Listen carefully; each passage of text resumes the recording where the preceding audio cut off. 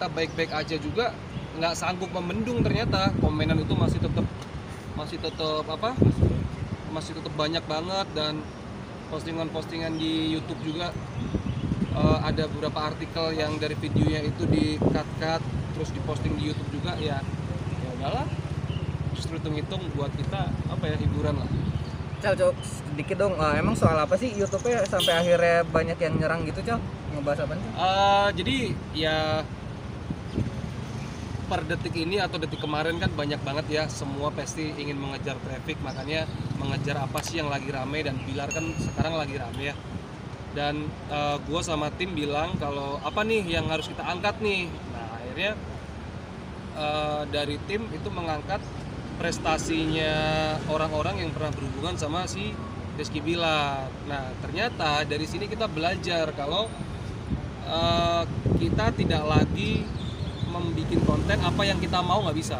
Berarti kita harus membuat konten apa yang penonton mau. Jadi sekarang ini ya justru hikmahnya kita lebih hati-hati dalam membuat konten. Berarti kita harus bikin konten apa yang penonton mau. Udah nggak bisa lagi tuh. Itu sih. Tapi awal memang izin dulu ke Bilar apa seperti apa pas bikin konten itu? Belum.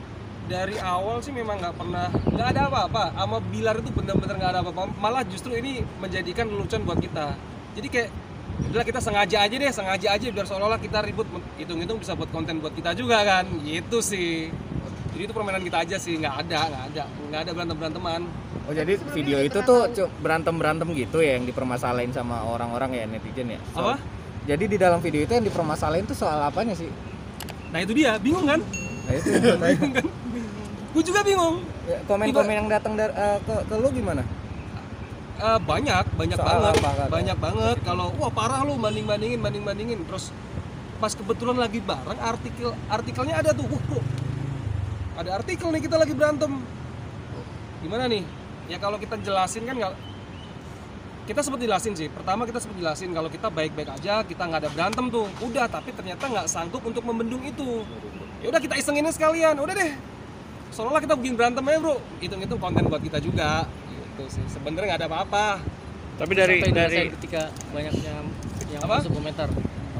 Iya, yang dirasain oh ternyata seperti ini ya, bulian sebuah netizen gitu.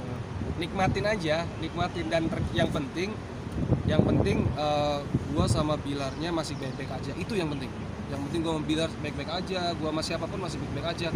Kalau netizen ini kan nggak kelihatan lah pertemanan di sosial media, nggak kelihatan lah. Gue sih lebih mengamankan di kehidupan nyata gue. Tapi dari dirugikan juga nggak sih? Nggak sama sekali. apalagi kalau lihat Lutfi Agizal ya, yang ketika komen aja banyak dihujat, lu aja cuman begitu doang, lu ngerasain juga apa yang Anjay. Emang boleh ngomong anjay? Boleh sih. Boleh lah. Iya kayak si Lutfi juga temen. Mungkin yang bawa Lutfi ke circle kita, ke circle yang ada Bilarnya juga, ya itu gua juga. Jadi ketika orang pada bully Lutfi, di situ gua nggak ngebully kan.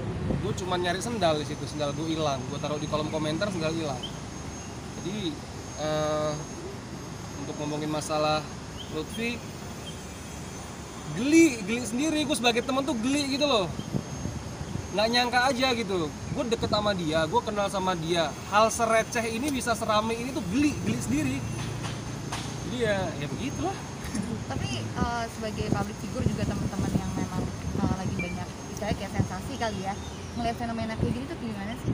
Ya itu dia, jadi gue rasa sekarang para influence, para youtubers, jadi di masa pandemik ini benar-benar kita dibukakan dengan sebuah traffic atau AdSense ya. Jadi orang paham nih, youtubers atau content creator nih paham kemana kita harus mengejar traffic, seperti itu, kemana kita harus mengembangkan traffic. Dan mungkin ini yang terlalu dipahami sama Lutfi gitu loh, sampai dia membuat konten sebuah anjay yang berpikir mungkin ini sebuah traffic buat dia. Ya menurut gue sih sah-sah aja. Tapi kalau di tracking dari awal sampai akhir sih sebenarnya kata-kata itu kata-kata yang sebenarnya dipermasalahin juga nggak apa-apa, nggak dipermasalahin juga nggak apa-apa. Kalau gue sih gue udah ketemu Lutfi langsung berapa hari yang lalu ya, 4 hari yang lalu ya. Gue datang ke rumahnya, gue ngobrol sama dia, sempet prihatin juga ya, Instagramnya hilang. Apalagi buat YouTubers atau buat influencer itu kan Instagram bisa dijadikan pemasukan ya, pemasukan, dan kita juga prihatin juga kenapa bisa hilang. Kita juga sempat nasehatin lain kali kalau bikin konten itu memang bener-bener harus tahu dulu nih apa yang penonton mau baru kita bikin konten. Sekarang kita harus hati-hati sih. Oke, Terakhir bang, Lutfi kan 150 juta lah. Oh. Kan kalau lu sendiri ngerasain kemarin iya, kalau gue sih orangnya street ya.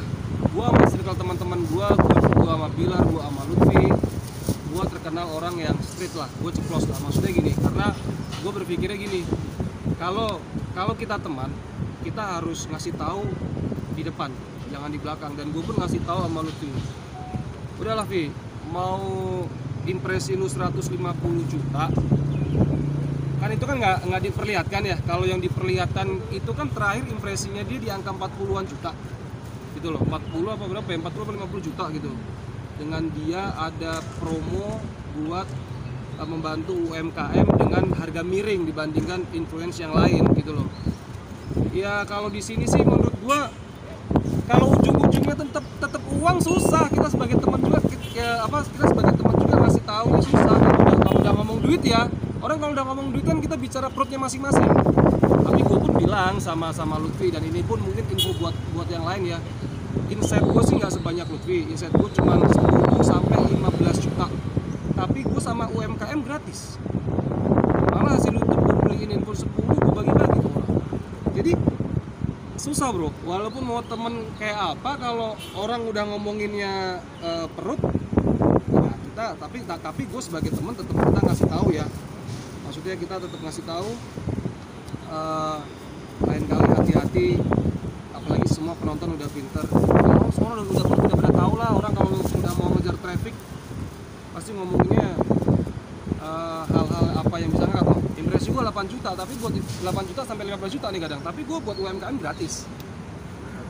Malah hasil YouTube gue kemarin bagi-bagi buat beli Samsung pelajar yang nggak bisa belajar online kan gitu. Jadi ke teman-teman, gue sama Bilar nggak ada apa-apa, artikel-artikel nggak usah lah, itu iseng kita aja. terakhir sampai akhirnya lo nurunin video sendiri karena takut dibully netizen apa seperti apa? Nah, akhirnya para netizen bisa menggoreng dari konten itu gitu loh, dijadiin meme lah, dijadiin ini itulah. Akhirnya kita berpikir kalau udahlah bro, take down aja deh, udah kita take down. Kita take down itu biar ya udah semuanya baik-baik aja lah gitu loh. Tapi ternyata dengan kita udah take down, kita sudah memperlihatkan kemesraan kita posting di Instagram kalau kita baik-baik aja, kita masih main bareng, kita bikin konten bareng. Tapi artikel itu masih gitu loh, tapi ya udahlah. Akhirnya kita goreng sendiri dong, bisa jadi kontennya kita. Gitu. Terima kasih.